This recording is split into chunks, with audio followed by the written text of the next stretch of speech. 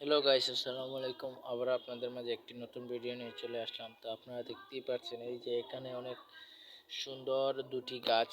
এই গাছটির একটি গাছের নাম হচ্ছে গাইস এই অ্যালোভেরা গাছ, আর আরেকটির নাম হচ্ছে গাইস এই এটার নাম হচ্ছে হয়তো লেবু গাছ হবে গাইস। আপনারা দেখতে পাচ্ছেন এখানে একটির নাম হচ্ছে অ্যালোভেরা, একটির নাম হচ্ছে লেবু গাছ। তো আসলে আমরা এই গাছ দুটিকে ছাদের উপর একটি টপের মধ্যে রোপণ করতে যাচ্ছি, কিন্তু এটার মূলত একটি কারণে এই গাছগুলো হচ্ছে না।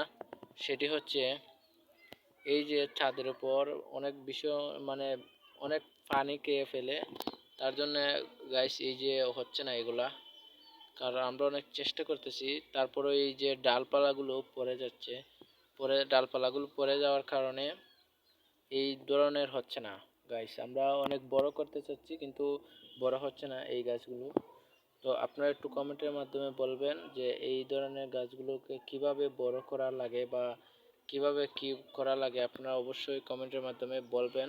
আশা করি আপনাদের এই ভিডিওটি ভালো লেগেছে। অবশ্যই ভিডিওটি ভালো লাগলে লাইক কমেন্ট শেয়ার অবশ্যই করে যাবেন। সবাই ভালো থাকবেন। আল্লাহ হাফেজ।